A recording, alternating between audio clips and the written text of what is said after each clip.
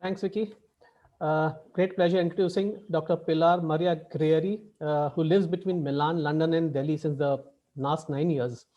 She holds a PhD with honors in architectural composition, history, and theory from Politecnico di Milano from Italy, which was in collaboration with the Indian National Trust for Art and Cultural Heritage of Delhi and Westminster University of London. She's also a bachelor and master's of architecture, and she's also done an MA in museography, architecture, and archaeology.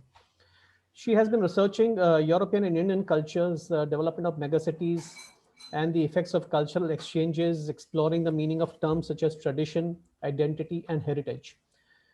Pilar has been an associate professor in history and theory of architecture in human settlements at the Italian Indian G.D. Goenka University, which is a branch of Politecnico di Milano in India. She is also affiliated as a researcher with the Ambedkar University and adjunct professor of history of architecture at Politecnico di Milano. A linguist who's equally at home with Italian, Spanish, English, and French, Pilar has served many teaching assignments in several countries. She has been published in several international journals and participated in national and international conferences. She has authored a couple of books, one being Maps of Delhi in 2017, and the other one is Negotiating Cultures, Delhi's Architecture and Planning from 1912 to 1962. It is our honor and privilege to have you with us, Pilar. Welcome. Thank you. Thank you very much, Manoj, for the presentation. Would it be possible for me to share the screen and show you a few images while I'm talking? So let me, all right. I hope everybody can see it. Can you? Yes, we can. Yes. Okay, excellent. So good evening, everyone. And as I said, thank you very much, Manoj, and all the Rotary Bombay members that have sort of hosted this event, and also for organizing this opportunity for me to share the research that I've done on the city of Delhi and that I really loved. I started my research on Delhi when I was doing my PhD. At that time, I didn't know India at all, but I was very curious about it. And I sent a random email to Professor A.G. Krishna Menon, who told me via email that he was coming to Heidelberg and that I could have gone to him to meet him and see if we could somehow find a way for me to study in India. So I traveled to Heidelberg without any knowledge about what really would have been the end of the meeting. And after 4 days spent with A.G. Krishna Menon, we finally decided that I would have traveled to India and I would have spent my 3 years of PhD in between Delhi and London. So that's how things have started. Since then, I've almost lived with Menon and Ritu Menon for the past 9 years in Delhi. So they have really become like a family. So this is not really just the story of Delhi, but is also the story of the life that I've done in the last 10 years and the way I've really fell in love with India and all its cultural aspects. As Manoj has mentioned, I did my PhD and then I started teaching in Delhi. So I was commuting to Gurgaon every day and teaching history of architecture and urban history. And after that, in the last 2 years, I've moved back to Italy because I was actually interested in working on cultural exchanges, but not just on India, but trying to focus also on other countries. So currently, I am working on a book that is putting in comparison not just the Indian history of architecture, but also Chinese, Japanese, African, and Latin American. So I've been doing an effort of bringing what I've learned on the case study of Delhi on a much larger scale. So actually, I'm still working in India. So before COVID struck, I was coming in India every 2 months, and I was working both with the Indian Trust for Rural Heritage and Development together with S.K. Mishra, which is still part of the trust member. So I was very interested about what you were saying about village efforts that the Rotarians are doing. And at the same time, I'm collaborating with Ambedkar University on a project still on Delhi, but on Delhi colonies. So somehow the work that I've been doing, on these two books, the one that Manoj was mentioning. So Maps of Delhi, which is the actual effort that I did to put together almost 70 maps of Delhi to show the history of the city. And the other one, which is the Oxford University Press book, which is Negotiating Cultures, that is actually focusing especially on the transition period, pre and post independence, and how different culture have actually played a role in shaping the city, urban planning and architecture. So now what I'm doing with Ambedkar is an analysis of the specific colonies of Delhi and the different types of colonies that are there through oral history. So not really working just on maps and on physical documents that I could gather, but to work with him on collecting a series of interviews of Delhi and how it developed through oral history instead of just documents. So these are the things I'm still working on. So today, Stock actually is taking me back in time, and I'm going to be trying to tell you what was my discovery of the city of Delhi through the maps that I found. So I'm going to show you a few maps and a few drawings of the city of Delhi and show how these are actually able to explain the city's development. So the first book, Maps of Delhi, was sort of a product of my PhD together with Negotiating Culture. But Maps of Delhi came out as an autonomous book because when I started collecting the maps, it took me a huge amount of effort. First of all, I didn't know the city very well. So I thought that maps were a very good tool for me, and not just for me, but for any scholar to be able to approach the city and to understand it immediately without having to go through just written sources. And this is actually the reason also why I decided to publish the book and put some effort to find, and not just the maps, but also to get the permission for these. So if all of you know that Delhi is one of the biggest cities of the world, I mean, in Asia in particular, the cities are growing very much. So all the megacities are actually developing much more than in other parts of the world. And actually Delhi is one of these, and probably one of the moments when it started becoming a megacity. It's the period after 1947. Of course, partition and all the refugees that came in at that time was one of the reasons why it started growing so fast. So the maps that we can find, I mean, we find maps of Delhi since very far away in time. I mean, even during the Mughal, we can find some maps, but definitely most of the maps that can tell the story of Delhi started around the beginning of the 19th century when the British arrived in this area. Here I'm showing a map, which is not, let's say, is much more a sketch map than a true scientific map. This is a map that is found in the book of Gordon Risley, which is called The Seven Cities of Delhi, and it's actually showing that Delhi is a city that was developed through different cities. And what is fascinating, and you'll see it during this short lecture, is that it started as a city of cities, and then it ended up even today being a city of cities. In many ways, in many ways, you can see this in the different maps that I'm gonna show you. Here you can see actually there are a lot of different opinion on how many cities are there in Delhi. Somebody is saying 9, some other scholars saying 12. I mean, there's no certainty. And also for me, especially as an Italian, very difficult to navigate at the beginning in the maps names, because there were maps who were giving one name to a city, and then after 3 maps you get another name. So there is also a huge confusion, probably because in the translation the names of the cities got misunderstood. So you get different maps with different names, and only by looking at the shapes and at the actual map you can recognize that are the same elements that are just named differently. What is sure about the history of Delhi is that we don't know exactly how many cities were there, but we are sure that there are 7 that still have ruins. So for sure, 7 cities were there, out of which the 7th is the one that is actually still there, which is Shahjahanabad as a full running city. So here you can see the 7 cities of Delhi that Risley have sketched, which you can see all Delhi here.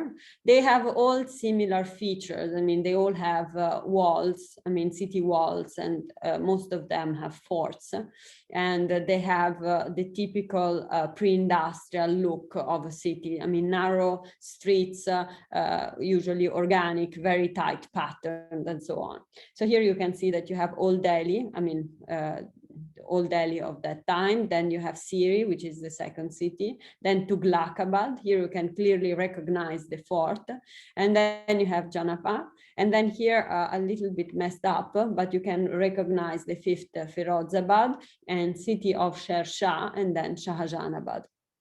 So all of these are the cities that are still somehow recognizable. Shahjahanabad because it's still a city, our old Delhi, but the others are still there with some ruins. So here you can see, I mean, the cities of Delhi have been drawn in many ways. I mean, there have been sketches of these cities. Like in this case, we can see Janapana has been sketched in these beautiful drawings. So usually to understand the city, maps are very interesting, but because I don't know how many of you are architects or urban planner, I'm going to try to match the maps with some images so that you can get easily familiar with the maps and what they really represent. This is probably my favorite map. As I said, the people most responsible for mapping were the British.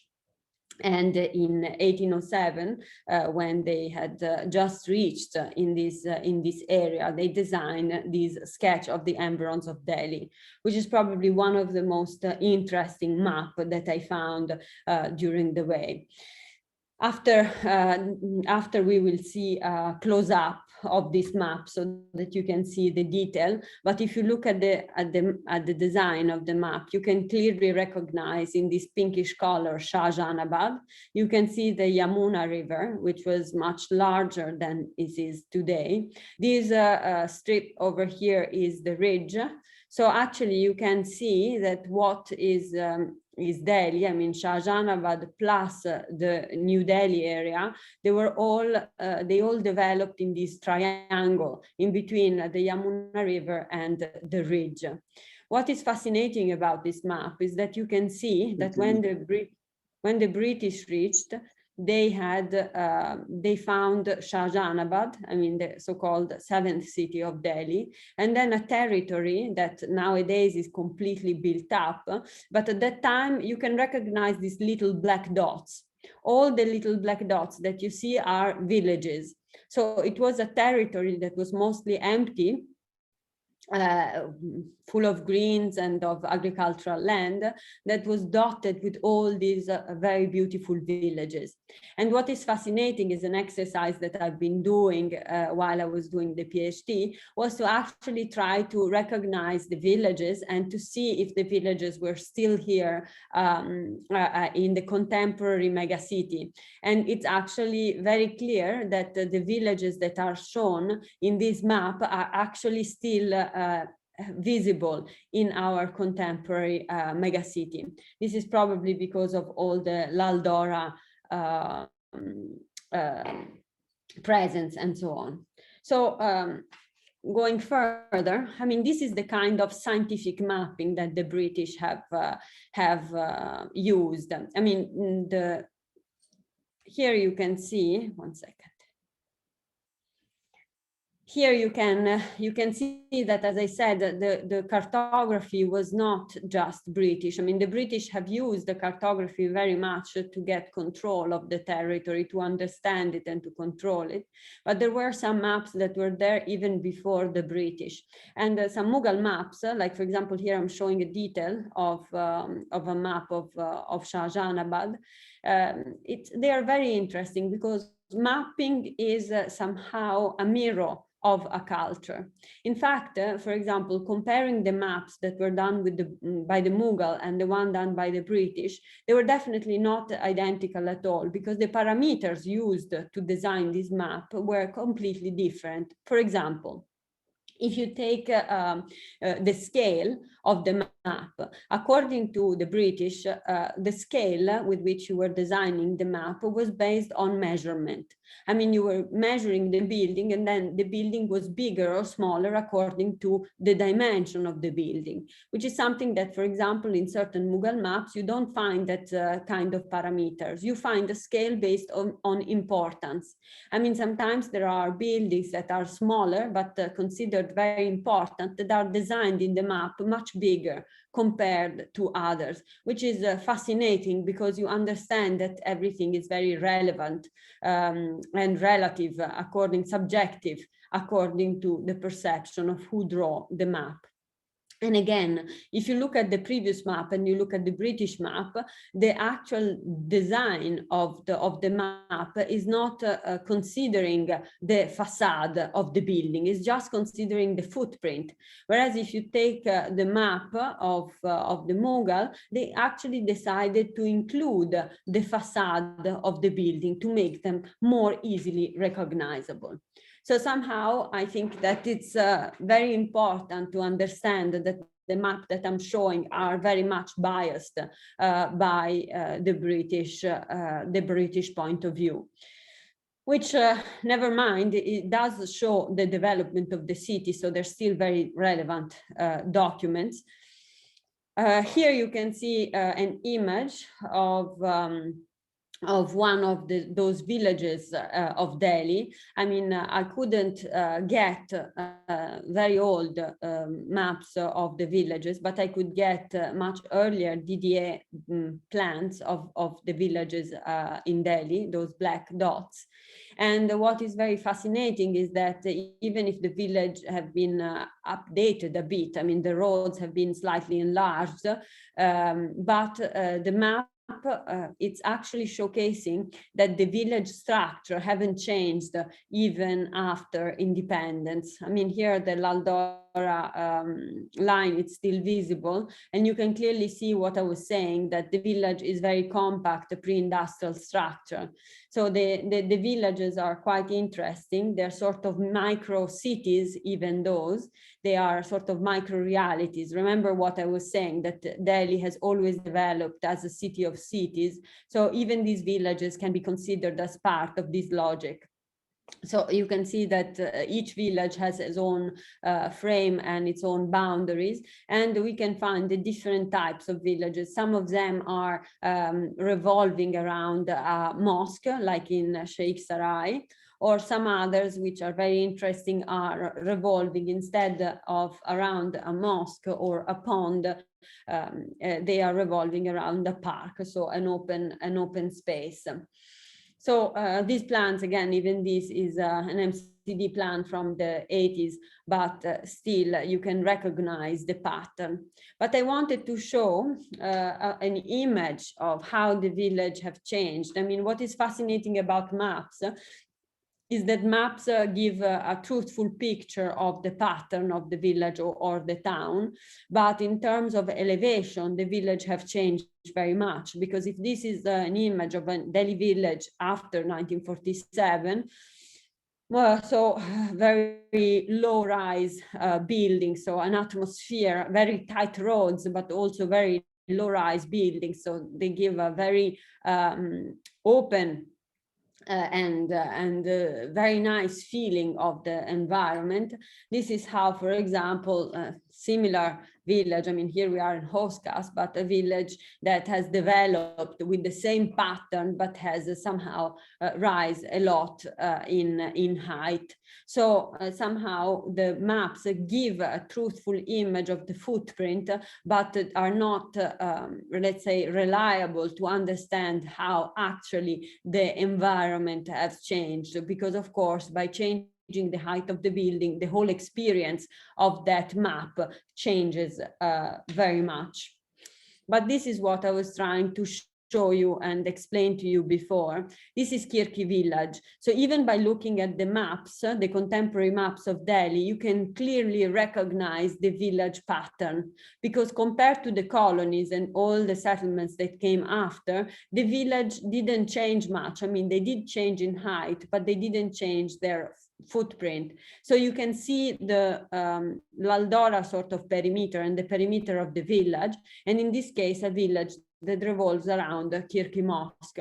So it's very fascinating because you can clearly recognize this let's say development through parts, through different cities. So going back to the first map that I've shown you, the 1807, so as I said, the favorite one, you can see we're seeing a close-up of Shah Jahanabad. And here you can see the two types of settlements that were there in 1807. I mean, mostly villages and Shah Jahanabad itself. So these Shah Jahanabad, if you look at closely, have some elements that are significant. For example, you can see the organic pattern of road, very tight settlements in terms of home, the presence of the Red Fort, the line of Chandi Chowk, and the city walls that were enclosing the whole city. That was actually facing on one side the Yamuna River, and on the other side there was the ridge, as I was saying. So this is actually more or less what you saw in plan. This plan, it's not necessarily truthful, is a representation though of what was there at the time, the elements that I was mentioning. So you can see this reconstruction is showing the key elements of Shah Jahanabad. I ask you to pay very much attention to these elements because it characterized very much the Mughal period, which then will change by looking at the maps and at the elevation, the key elements of the British city. You will see a completely different structure. Here you can see there are the city walls, now have disappeared, but let's say the area of the Red Fort, Chandi Chowk, which is very clearly the main road, the main axe around which the whole city developed, and then Jama Masjid, the Yamuna River, and more or less that's pretty much the most important elements. From this skyline, you can see that there is, in all city, there were also a very important hierarchy in between the buildings. I mean, all the homes were actually lower, and homes, I mean, Havelis at that time. So the whole housing pattern was quite low. And the things that were coming out, standing out, showcasing the Mughal character of the city was Jama Masjid, which is pretty interesting. I would like you to think about this hierarchy, because in older cities, especially pre-industrial cities, cities had a hierarchy that was based on height. I mean, the higher buildings were the ones that were more important and were the one that people look forward to. It was sort of a sort of point of reference for those who are living in the city. And if you think of contemporary towns, like, for example, even if you go just close by to Gurgaon or to Faridabad or to other, let's say, satellites town of Delhi, you actually have completely lost this sense of hierarchy. I mean, most of the buildings are actually looking all height. So the sense of height have completely lost the kind of purpose that it had in the past. This is probably one of the most interesting maps. I mean, of course, you can find different types of maps. Sometimes I found the maps that were showing the overall territory of Delhi, and other times I was looking for maps that were giving me a much in-depth understanding of each part of these cities within the city. So this map was fascinating. It was actually broken in bits and pieces, and it was Professor Eckler at the University of Bonn that decided with his team at the university to put it together once again. And what is fascinating, this is an image of Shah Jahan, but in 1850s, right before the siege, before the British have taken over. And here it's interesting, even if you have gone, probably all of you have gone to Delhi and visit, especially old Delhi was very different before the takeover of the British rule. In fact, you can see that, okay, Chandi Chowk was there, but if we go in, have a close-up of Chandi Chowk, you can see there was a water canal that was passing through. There were very many housing buildings that were very tight to the Red Fort. The Red Fort was incredibly interesting because it was not empty as it is today, but it was a sort of fortress with a city within the city. So it's actually, even the fort had its life on its own. Then over here, where now, if you recall, you can think of the railway passing through. Actually, here there was a fantastic bug, an incredible Mughal garden. And then you can see this map, it's very accurate. It's actually showing very much the hierarchy of the roads. So the main bazaars and the little gullies. And here you can actually recognize the important Jama Masjid mosque. So it's a scientific map, and it's clearly designed by the Western culture because of the rules and the way it is actually done. Here you can see the tight pattern, which is going to be very interesting to compare this pattern that is pre-New Delhi and the New Delhi pattern. So here you can see how tight is the built-up environment, and how the streets are always pre-industrial. I mean, they were not thought for the car to pass through this city. This is a very interesting photograph of Chandi Chowk. I think it's very interesting the way it was. I mean, it was extremely empty, but it had the canal passing through. So in the houses were very low, and somehow I feel that it gives the perception which was the atmosphere of Chandi Chowk at that time. So this is actually how it had become with the cars, and now they are working on a project that is imagining to bring this road again pedestrian, so to give back a little bit of this empty feeling that was taken away. As I said, the maps are not objective documents, they are subjective. They are subjective to who decide to draw the map. So the maps are not showing everything. They are tools to highlight certain aspects of the city. And this is very important because, I mean, if you compare them, you may be able to understand which are key points and things that stays in the maps. But at the same time, if you analyze each of the map, you understand that each map has a purpose, and each purpose is different for each design. This map, for example, I found it extremely interesting because it's showing Delhi around the mid of the 19th century. But what it is highlighting is how it was organized into mohalla neighborhoods. So how each mohalla had a different color and a different organization, and each mohalla had a completely different organization in terms of type of bazaar, type of people living, and so on.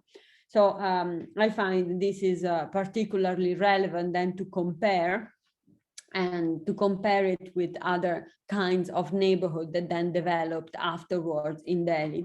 I mean, the work that we are doing on Delhi colonies, we have been using the mohalla as a point of comparison with, for example, unauthorized settlements or other kinds of colonies like government colonies or, let's say, refugee colonies and so on. So what is fascinating about this area is that actually this part of town had one particular type of housing that was that developed, which was the Haveli. So the Haveli, as you all know, was a type of house that was quite fascinating because it was a sort of microcosm, micro-reality, which had inside many functions, many activities going on. So somehow even the Haveli, especially the big ones, had their own life, and they also can be recognized as micro-cities because they had their own organization within. I mean, most of the Havelis had, they could have just one courtyard, or they could include many different courtyards according to the importance of the family. And very often they were divided in parts according if those parts were mostly used by women or by men. So very interesting, because this typology is a typology that will change completely after 1911, when New Delhi was built. So of course, the idea of an enlarged family was very much, let's say, embedded in this kind of typology of housing. Because something that I've learned as an architect is that architecture and urban planning are mirror of society. I mean, they cannot be thought as something that has nothing to do with the society, but the two things goes hand in hand. So something that is going on in the society is actually well reflected in the design of the buildings and in the design of the city. So if we go slightly further, in 1859, after the siege, this is a map that is again drafted by the British, but it's very interesting how at the beginning, in the maps that are pre 1857, the British were actually not settling outside of Shahjahanabad, but actually the map was showing that the British had reached at the beginning of the 19th century in the area of Delhi, but they were actually settling down within the old city. In fact, there is a very beautiful book that has been written by King that is actually explaining how at the beginning the British were actually settling down within this part of town. But immediately after they've started running the country, they have decided that they wanted to move outside the old city. So, and they, as you can see from this map very clearly, they started shifting north. Here you can see the cantonment area very clearly, this grid. So the grid pattern is actually giving us a very recognizable element to understand that the British had started settling down. And also through the map, you just not only understand how the British moved north, but also how the city was actually developing very much around the city walls. For example, the neighborhood of Paharganj was actually growing very much.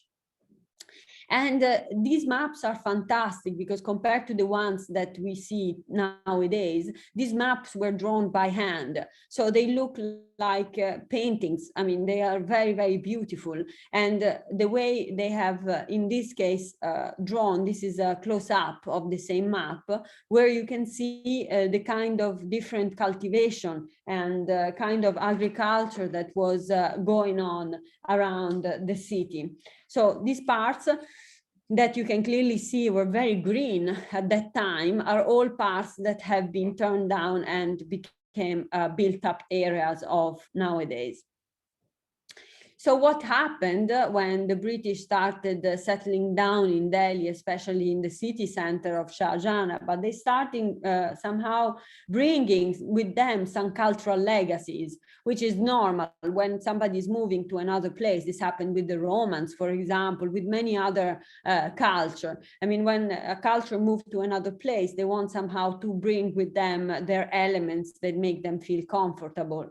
So in this case, we find that even urban planning and architecture were actually brought to Shahjahanabad. In this case, we see that the old town hall has, especially here, columns and the classical orders that were definitely part of the Western legacy. And what is more interesting, this legacy was not just coming directly from England, but it was originally coming from Rome and originally coming from Italy, because those kind of classical orders were actually part of the Greek-Roman legacy, the classical legacy that had begun from Greece and Italy.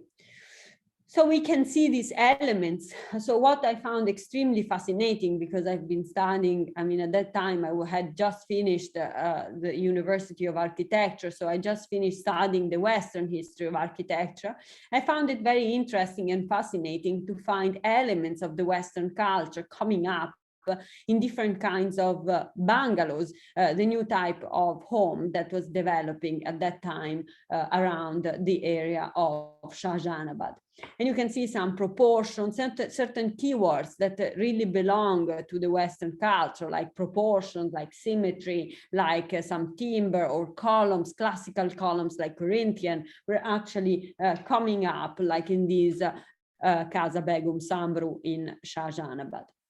And then what is interesting, I don't know if you're familiar with the architecture of Calcutta, especially the one that was built during Wellesley jurisdiction and governor at the end of the 18th century, beginning of the 19th century. I mean, in Calcutta, there was actually sort of Palladian building program that came out, where a lot of these features of classical architecture were implemented, especially think of the Governor House of Calcutta. Around the same time in Delhi, within Shahjahanabad, it was inaugurated St. James Church, which clearly show not just the church, so a new form of religion, but also a certain type of classical features that start coming into the picture. So, and this is also very much visible from the maps. As I said, maps were showing a point of view, so they're not objective at all.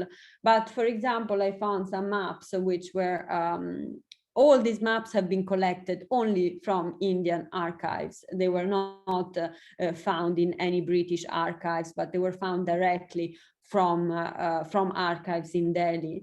So here, what is interesting is a map of 1857 of the siege that is actually highlighting battery, colonel, trench, observatory battery, or enemy trench in the plan. So it's clearly a plan that wanted to show the situation of battle that was going on around that time. So again, another point of view, another perspective that can be seen from these maps.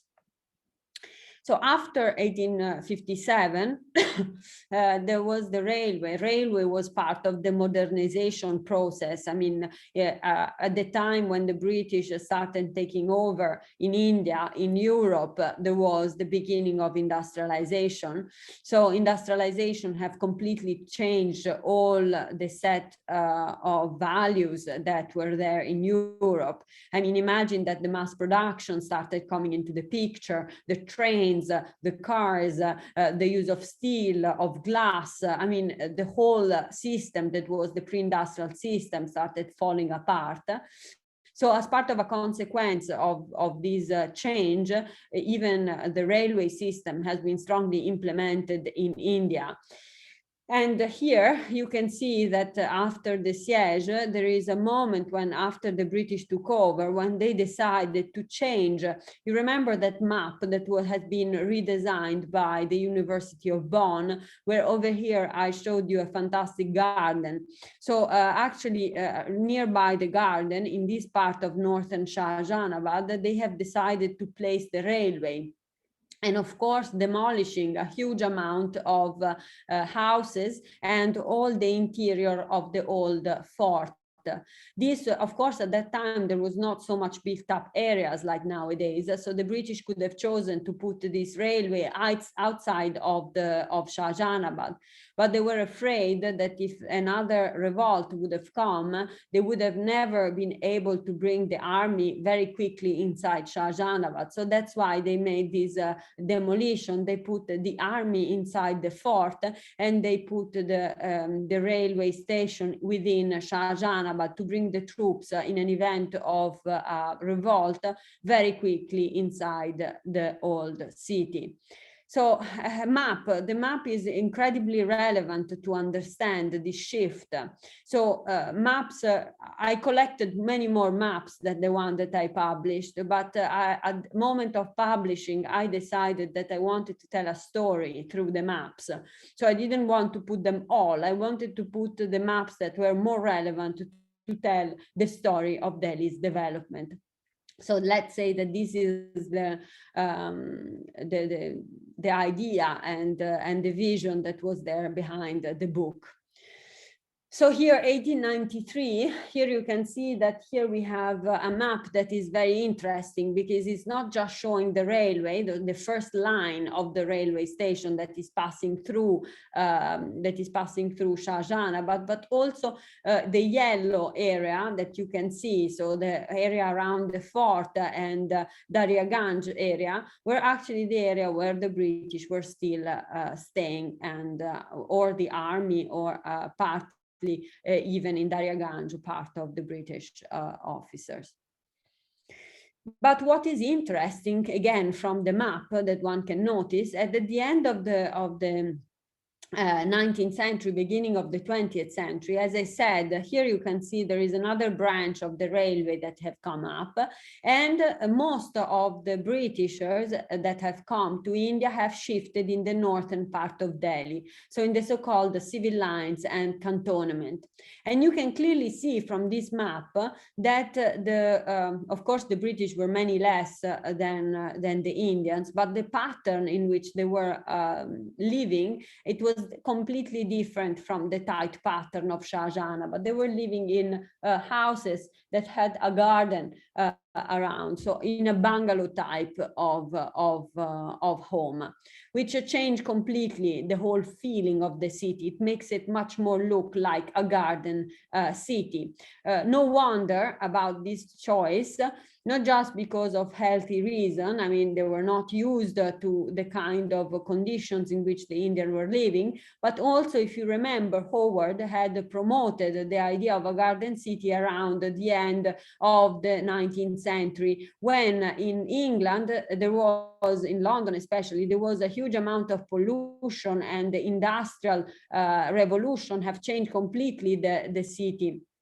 And at that time, for England, the use of a garden city was a way to sort of contrast the industrial revolution and to give a much healthy environment to London. So somehow, maybe it's not just by chance that this kind of design has been coming up even in India.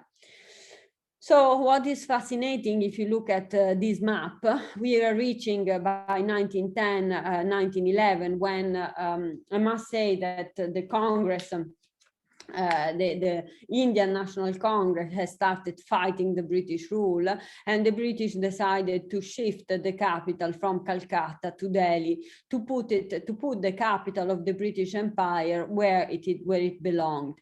So here you can see a first draft of the decision that the British started to make. And you can clearly see that the area that was sort of chosen to put New Delhi was completely on the opposite side of where the city had developed till then. In fact, if you have looked at the map before, the civil lines and the old cantonment were all northern Shahjahanabad, whereas the area that was given to the British, Edwin Lutyens and Herbert Becker, to design New Delhi was actually in the southern part of Shahjahanabad. In fact, here you can see an image. I mean, both, of course, they were not the only one. I mean, even Russell was also have been working in the project of New Delhi. So, but what is very interesting is that they have called the city of New Delhi the 8th city of Delhi. So somehow that idea of cities have actually been continuing even during the British role. And I think the design of New Delhi, even if it has been done by British architects with the help of draftsmen, Indian draftsmen, have actually many features of hybridization between cultures. Here you can see where the city of Delhi, of New Delhi, has been designed. I mean, here you can see Shahjahanabad. You can see that this branch of the railway has been dividing the area of Shahjahanabad between the area of New Delhi. So the red one is New Delhi. And there is Connaught Place, that was imagined as an area of market that could link Shahjahanabad with the new town. Of course, they have chosen the southern part of Delhi because the architect found also Rasina Hill, which was a hill where they could place at a higher point the government buildings of the Viceroy House and the secretariats that you can see here. And there are some similarities between the structure of Shahjahanabad and the structure of New Delhi, because the government house are actually followed by a central vista, which has this axe that looks very much like the axe that was there also in Shahjahanabad. So here you can see that the pattern of the city is very different because the pattern is not anymore so tight and is not organic as it was Shahjahanabad. So the two things, the two plannings are very, very different from each other. One, of course, have larger roads like New Delhi, because, of course, there also been the Industrial Revolution in between. Here, it's a close-up of New Delhi, designed by the two British architects, where you can see that there is a very, very important influence of the Garden City movement and also of the City Beautiful movement. The two movements were the Garden City, we knew that was developed in England around the end of the 19th century. At the beginning of the 20th century, there was the City Beautiful movement that developed in Chicago that somehow is recognizable here by looking at these big axes that are overlooking these central points. So somehow there is in the design of this city, by looking at the plan, you can see the connection that is there between these two models. And from the plan, you can clearly again recognize how different it is from the courtyard Havelis that we have seen in Shahjahanabad. I mean, here we have really the bungalows. I mean, we have the plotted homes with the home at the center, and each plot was surrounded by greenery. So somehow from the courtyard there is a shift into the bungalow type. All of these things, you may know them, and I also knew it from the books, but it's very different always to know something by reading and something by seeing things. I mean, when you see something, it's actually incredible how clear it is. Here you can see the structure. We saw before the Haveli type. Here we can see the bungalow type, and the bungalow has the garden around, and it has the building at the center with some servant quarter at the corner. Somehow here there are nuclear families. So the idea it's also that the city changes even in the social structure. As I said, the two things, architecture, planning, and social structure, are not separate at all, but the things goes hand in hand. So here we see mostly nuclear families, which are those that the British were actually having. And here you can see an example of a bungalow. And what is interesting by looking at the plan is there has been some adaptation to the local climate. For example, these are not just products of importation, but they have been adjusting to the local characters. For example, the kitchen is always kept separate. There is the element of the veranda for keeping cool. All the entrances and the doors and the openings are allowing for the air to flow, so to allow to have fresh air flowing through the building. All the bungalows were organized according to the breeze, so they were located in a certain particular position so that the actual air could pass through, and the bathroom were always at the corner, which is something in the West you will never found. I mean, you will never found a bathroom at the corner. That was there because it could be accessed separately from outside. What is interesting is that in all these bungalows, we find all the features of classical architecture, like, for example, all the Doric columns and all the elements of classical architecture.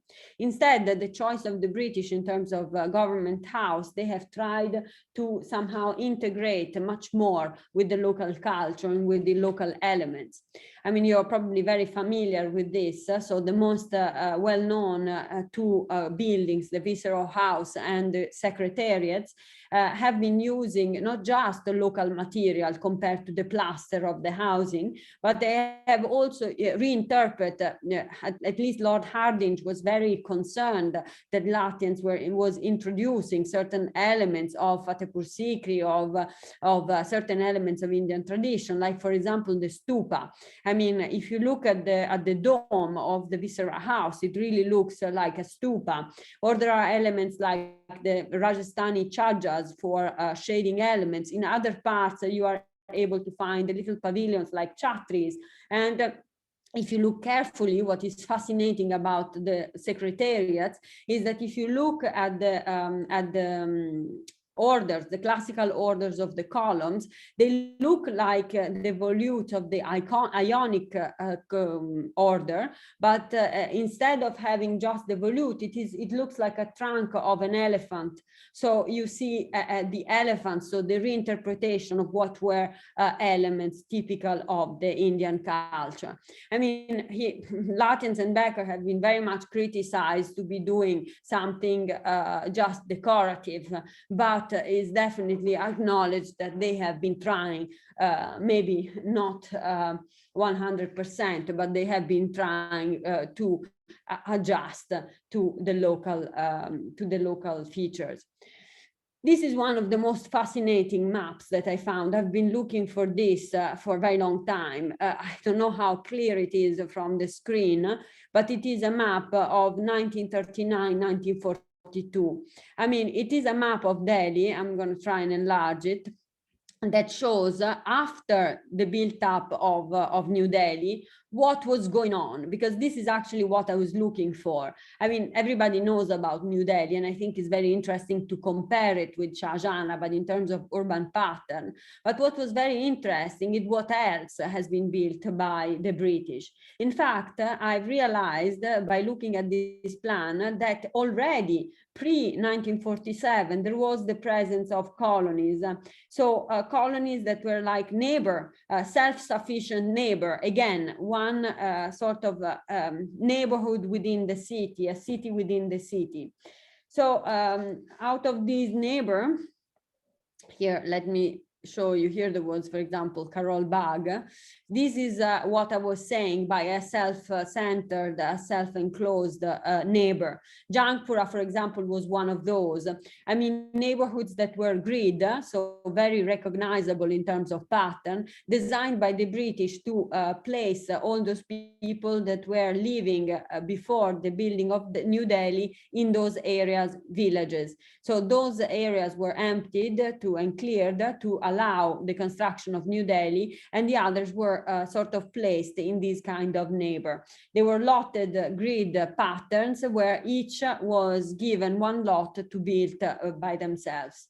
And what is fascinating is that you can clearly see that pattern even nowadays. I mean, it haven't changed. So the plans actually show something that it still exists nowadays. So there is this relationship between the map and the existent, the present situation. Of course, at that time, because each had to build their own home, it probably had 1 or 2 floors maximum, but nowadays the floors have increased very much. But the straight roads of the grids are still very much visible. Karol Bagh, exactly the same. I mean, if you look at Karol Bagh, that the original settlement came up before 1947, here you can see that the straight roads of the grid are still very much there nowadays. I mean, has increased, like in the village, the height of the building, but the straight line of the roads that were set up at that time are still there. Other colonies, there are different types of colonies. Another type of colony that was built before 1947 was the government colony. For example, Lodi Colony was there before 1947. And there is somehow a certain continuity between pre and post independence. Harry Mead designed Lodi Colony. And of course, this is very different from Jangpura because it has been designed fully by an architect. So it has the same feeling. And if you look at the plan, you can see how carefully the architect has been working on the plan, which is not just a grid anymore, but it is a sort of very intricate design that includes private spaces for workers, employees of the government, and the semi-public and public spaces. So a very interesting design, which is worth comparing with the explosion of the megacity that I was talking at the beginning. I mean, immediately after independence, Delhi grew enormously. I mean, you can see how much from this map has grown. This is a map of 55, 56, where it clearly shows even before the implementation of the master plan. So look how much informal settlements have come up, and also how many colonies, refugees colonies, have been designed. So here you can recognize Shahjahanabad, you can see New Delhi, and here you can see a close-up of these colonies that are all other cities within the city. So if you remember what I was telling you, that actually through the plan, you can recognize that Delhi has been built and growing through different neighborhoods, different patterns that are autonomous. Kalkaji, for example, you can see that these homes, if we have seen different typologies, there was the typology of the Haveli in Shahjahanabad, then the typology of the bungalow, and then now we have the plotted houses of the refugees, which I've been going all around Delhi to find the original settlements and how they look like. And you can see that there are still a few examples of how the houses, the original refugees' houses look like. So it's quite interesting to then imagine through the map how the height have actually modified our perception of these neighborhoods, and how probably is very relevant to keep some of these as a memory of how Delhi was. Other Patel Nagar colonies, you can see that these colonies are very interesting because they have a lot of elements that make them self-sufficient. There are markets, there are schools, there are parts of hospitals, there are housing. And here, if you go into the colonies, you can clearly recognize sometimes, even if the whole environment has changed, you can clearly see some bits and pieces of that very modern but simple structure of the time. Here you can recognize this home, this piece of an old home within the development. There are certain of these colonies, like a model town, that were built by private entities. And here you can see again some of the remains of those houses.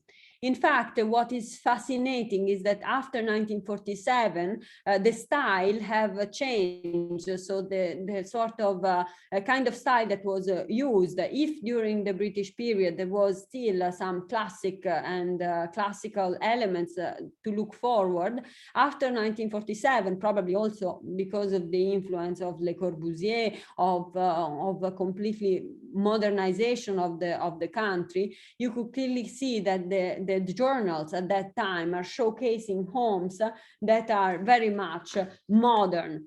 And in fact, there are other kinds of colonies that are coming along. We remember Lodi Colony that was modern. Here now we have after 1947, we have other colonies that are comparable with those government colonies, like Sarojini Nagar. Here you can see the image of Lodi Colony and look at the plan of Sarojini Nagar. And then look at the at the design of the colony. In fact, if you imagine who had been designing these plans, at the beginning was the CPWD that then became the PWD. So somehow there is a continuity also of the institution. Golf links, here you can see that modernism that I was talking about, that is very much visible from the journals, and others, like I could mention, I collected so many maps of different types, Puram, Arche-Puram colony, same kind of modernism. I mean, there were very interesting spaces that what is very sad is that some of these colonies has been, because they were in primary areas, they have been turned down and built completely new, but there were some spaces, public spaces of these colonies that were incredibly beautiful. Some continuity, some other, I don't know how many of you are familiar with Le Corbusier, but Le Corbusier definitely had an impact. And what I will finish with, because I think this is getting very long, I'm gonna just finish with the last, I mean, one of the last master plans that then have given inspiration for the other 2 or 3 coming after. Immediately after independence, there was a big chaotic situation due to the refugees. So Nehru have asked for a master plan, and he called it the 9th city of Delhi, which is very interesting because, again, we have this idea of cities that is coming along. And again, who has been responsible for the design of this master plan are the Town and Country Planning Organization plus the American Ford Foundation. And they have designed this plan that has somehow inspired also the one that came after, the one of 82 and the one of 2021, which actually have the same look and the same principles that are applied. Of course, very less beautiful compared to the amazing hand-drawn maps at the beginning.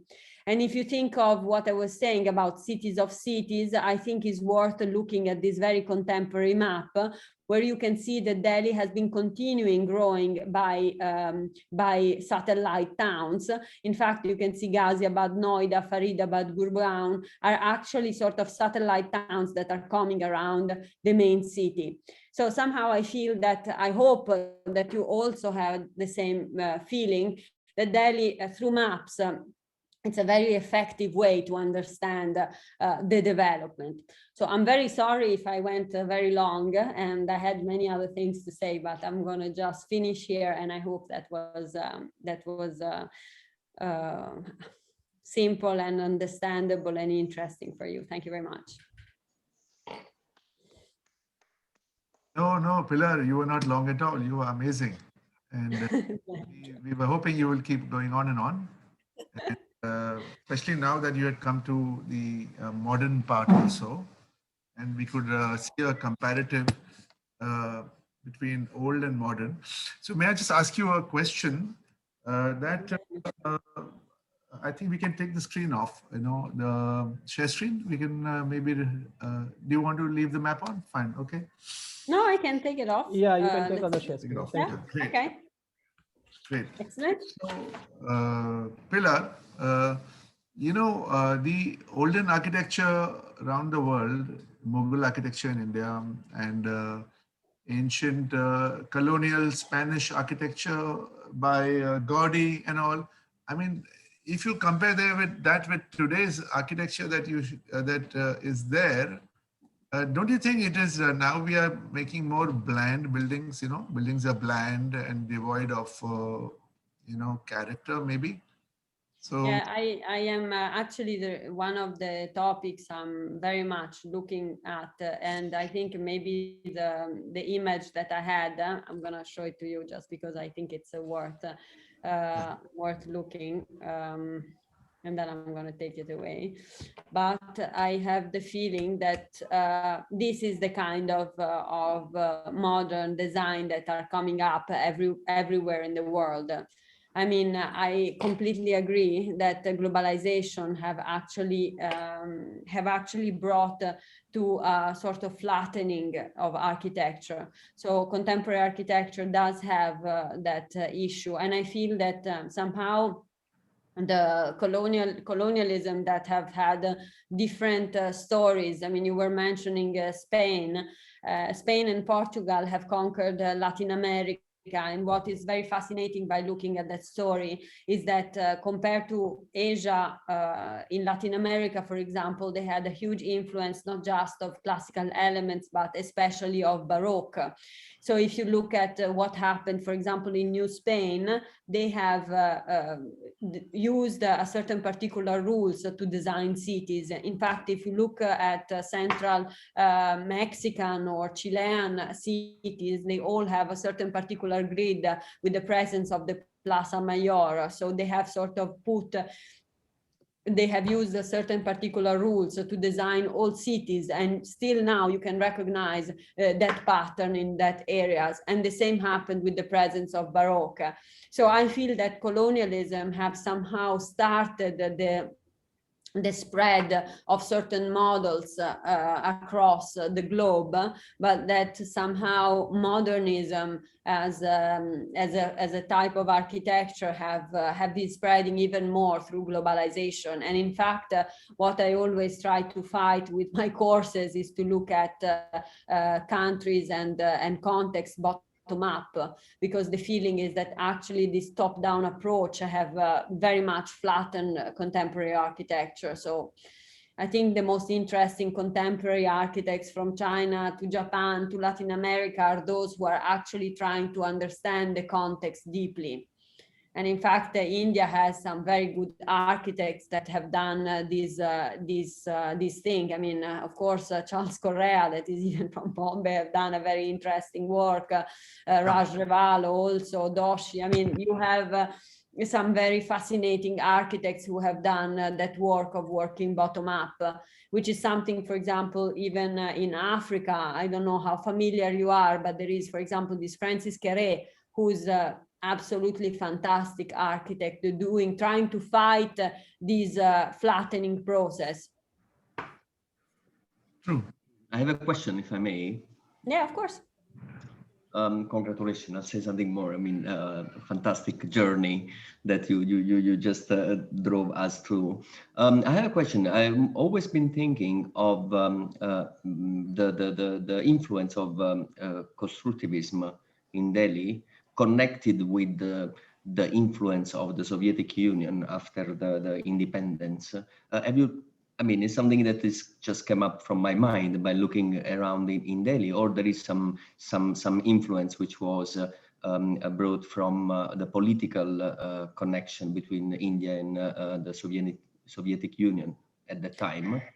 I mean, I have done some studies across China and India, and what came out very clear is that whereas in India, I mean, the presence of the American Ford Foundation, especially in Delhi, had a huge impact.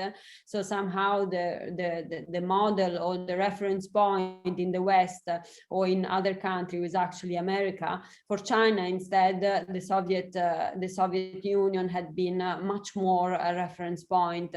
So I may say that, for example, if you look at China, especially during the Mao period, due to the sort of affinities in terms of political views, Mao had actually taken Russia and constructivism as a true reference point. In fact, you can see that, for example, the 10 buildings that he built during the Mao period were all referencing the Seven Sisters of Moscow. And even when you look at the plan of Beijing, it was definitely tighten up with the Moscow plan, but something so clear was not present in India. So I have the feeling that there was some Japanese influence. For example, I found in some documents some reference to Japanese gardens, for example. So I found much more influence tightened to America and Japan, and not really from Russia. I mean, when I speak about reference, it means that there has been some sort of very clear reference to those designs, and I don't feel there was so much. I mean, there was much more reference to modernism. I mean, definitely Le Corbusier has been very strong. It had a huge impact in terms of inspiration for modern architecture, but I don't feel the Russian influence is so strong as much as it has been, for example, in other places. That's my perception, but if you maybe had a different point of view, I would be very interested to listen. No. I'm just thinking that I will be going around and taking notes of some building that make me think so, and then maybe I'll drop you an email and say, "What about this?" Yes, please. Flick a Do picture. it. I have a More than question, that. Pilar. May I say something, Dr. Pilar? This is a fascinating book you've written. I'd love to buy it and look through it. You've actually preserved a heritage because now with the, the machines telling you where to go, where not to go, all this knowledge of old maps would go. And you're preserving it. That's fantastic. My question to you is, actually with the Industrial Revolution in the 19th century, as you have said somewhere, everything changed. We had more concrete, steel, modern architecture. And now with climate change and people saying, let's go for solar power, let's go for wind power, do you think architecture will change to take into account climate change and the new way of looking at things? I think it will definitely, I think it's a very good comparison that you made. I mean, I think that many times they compare what was the Industrial Revolution with the digital revolution. I mean, they sort of make that parallel, but I think climate change as an element of change will be extremely important. I mean, I can see, for example, I am participating at several bids in the EU for funding, and I can see that all the funds are going in the direction of environment. So I have the feeling that we will be forced to change, and the environment and the environmental concerns are going to be changing completely our way of living. There's no doubt about it.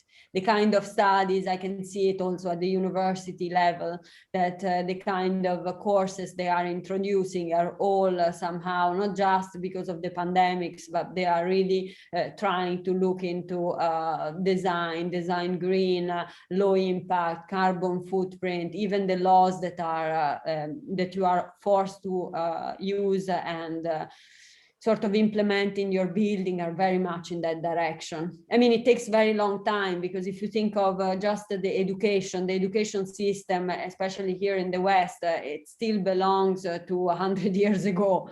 So it takes time, but we will be forced to change. So I definitely think that is going to be a very big shift. Pilar, I have a question. Sorry. Sorry. Roger, can I just take my? Yeah, sure. Pilar, we had the Mughal architecture to begin with, and then it was followed by the British architecture, what the Brits built, which had a lot more character. And then as we were an independent country, starved of funds, we were making more of the box-like structures with the CPWD and the PWD and those kind of things, which were, simple box structures with windows. But now that we are in a better place as a country financially, do you see our architecture again having, being brought back some more character, like the new Central Vista being planned, or, in the state bhavans in Delhi that have been rebuilt, probably had a lot more character to it than they used to earlier? I think that what is very interesting is, I mean, you've mentioned definitely Mughal, British. I mean, I found during my research that is particularly interesting about Indian architecture is that has always been a hybrid, a very interesting hybrid, and this capability of keeping different influence together. I think it's been one of the strongest strengths that India had, because if you look at Mughal, it's never just Mughal, but it's always Indo-Islamic. If you look at British, it's never just British, but it's also Indo-Saracenic. I mean, there always has been an effort of melting things together. And if you look, if you go slightly beyond the boxes and modernism, let's say the utilitarian modernism that came up after 1947, all the architects and the group that includes Korea and all of those, we're actually trying to deal with the context and doing something interesting by using what was there on the ground.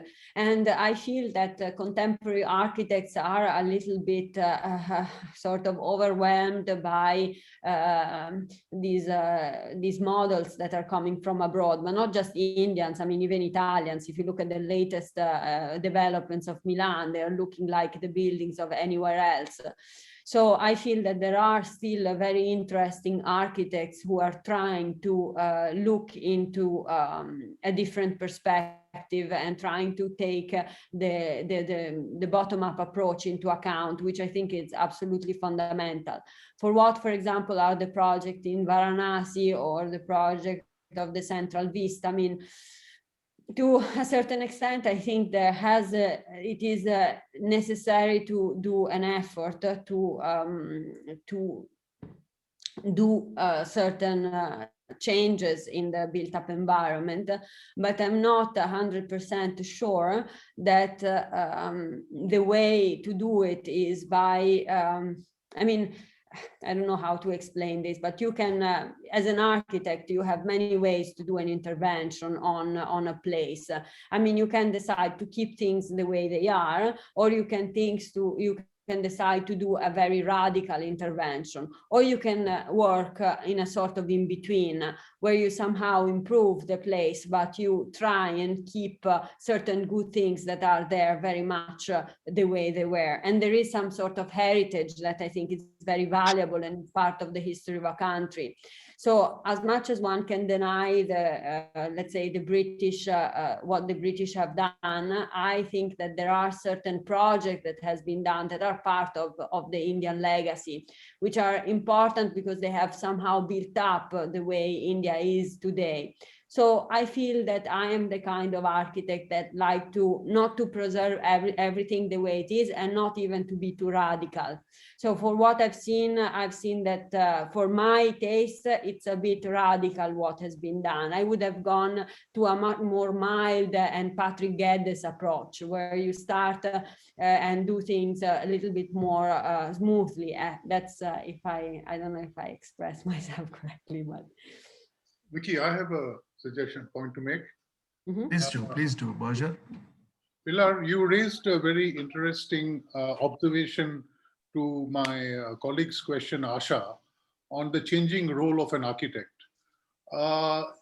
In my professional capacity, I've had to do a due diligence for a client in Europe. And as you know, ESG now is becoming a very, very large player in terms of assessing how corporates should move in the future. Mm-hmm. So one of the interesting questions which I was asked to ask the client was, is the building LEED certified? Does it have a platinum rating? Now, I didn't know what the hell that meant, so I did some research to find out. And I came to the conclusion and also found out that the client had no clue of what green certification, platinum certification was. So as you see it coming in the future, the role of an architect will definitely change in terms of this green, for example, using cements which are more, what should I say, with a less carbon, with regard to a cement which is now made with blending and other things as well. As you mentioned about the early architects having the design for the airflow. So I'm sure that has played a little different role now, and the projects you do or the sort of commitments you have or be given will have to factor this in. Yeah, the thing of being sustainable, it's a very interesting topic, because of course it's not again, it's not objective and it's not absolute. I mean, you are not sustainable. Sustainable means everything and nothing. I mean, It depends in which context you are applying that sustainability. So something that it could be extremely sustainable in I don't know, in the North Pole will not be definitely not sustainable in another place. So I think all the rules that you can get, or the kind of rules that are given, have always to be taken critically, because somehow they are there, they give you some guidelines, but those guidelines, one doesn't have to make the mistake to look at those as if they are coming as 100% true. I mean, every time that you look at a rule or something that is being given should be critically looked at and applied according to the context in which you are working. So I feel that somehow then there is a 0.5% of the work that is done by the sensitivity of the architect. So definitely the profession is changing, but one thing that I truly believe is that schools should continue to keep training architects that keep a critical point of view, because it's not just giving the laws or the rules that will make a good architect. Thank you. Thank you. I'm going to ask the last question, Pilar, and also make a last comment. Can I ask a question before that? Okay, sure, of course. Or I can ask after you. No, go ahead, Pilar. No issues. I also want to ask something. Okay. But do keep your questions short. So Your last word will have to wait. President, this is quite something new. You need to limit us. Give time. My question was that with the population density being very, very high, the earlier concept was the small cities merging into a big city. Do you see in the modern time to come, there will be a totally new kind of a planning where satellite cities will be developed, and they may not be close to each other to allow them to be merged together, but a small city, rather than a big city emerging together? I think you raised a very interesting point, because something I was writing about is that actually the contemporary city is, as you said, there's not any more small settlements or more small realities that are merging together in a city, but actually each reality is becoming an autonomous reality on its own. So somehow the concept of cities is becoming very true, not just for the mega city of Delhi, but for many other mega cities of the world. I mean, I'm actually experiencing this with Milan, for example, who has been a city that developed from a core, and differently from Delhi that developed with different centers. Originally has been developed from the center outskirts, but now that is becoming very big, they're actually talking about a whole regional city made of different settlements. So this concept that you are saying about single and autonomous settlements that are combined together and each live a sort of autonomous life of their own is very much what is happening in big cities nowadays. Thank you. Actually, could I say something? Yeah, sure. So today's young person who's going out is traveling a lot, is all over the world, and therefore the sensibilities are so sensitive at that time. They pick on many good elements from all parts of the world, and also their thinking is to a global audience, and their reaching out is to a global audience, and their longing is for that old charm as well. They have maybe no exposure, but they have a fascination for it because they read it in the books, or they knew it from their parents, or they came to they have an exposure to that. They love ruins, they love forests, they love as you say, environment. And I'm sure that all these things can combine together, say in today's architecture. Notice in Bombay that you have a building with so many facilities like meditation or a gym or a swimming pool or sports, which lead you into many multiple levels, which are coming from your direct experience of wanting something, it's a longing. And it reaches you in many tentacles. So the sensibility will join you up into that human being, as well as in the same living space for that human being. Do you not? Thank you so much. I agree completely. I fully agree with what you've said. So I think it was very interesting. Thank you. Thank you so much to excite us. Thank you, Suruchi. Due to paucity of time, I will have to not take any further questions, but I may ask you the last one, which is with now, earlier we should go abroad, travel wherever. We used to go to the railway stations, ask for maps, buy maps and all, and figure out where to go. Now we have Google Maps. Yeah. So where do you think the going forward relevance of maps is going to be there in our future worlds? Google having figured out the whole thing. Look, I have been working on a digital project that now I still trying to figure it out how to do it. But what I think is that Google Maps is incredibly interesting because it gives the opportunity to look at the city map of today and to move around. So there's no way back from that. But what is really missing from Google Maps is the understanding of history. So what I've been trying to do is to actually put these maps of Delhi into Google map device. So trying to allow not just to move around with Google Maps, but also to give the opportunity to go back in history through the maps. So I think these old maps are not old and dusty, but they can be implemented and be used also as a further tool of contemporary maps.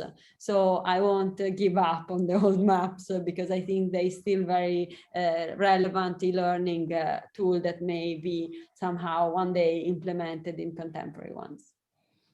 But don't you think it's a matter of time when Google includes history also, Yeah. Going by the way it's... There'll be no history, it'll all be contemporary because it's all together. Google, you can just simultaneously go to different areas of history. All your drawings are done by the computer. They are not done by the hand as the architect used to do in the past. They are done simultaneously with multiple sensibilities coming in and at your fingertips, just with a click. True. Yeah, we're going to miss it all going forward, So now, thank you once again. I'm going to ask Antonio to do the vote of thanks. Antonio, can you please oblige? Yes, with pleasure.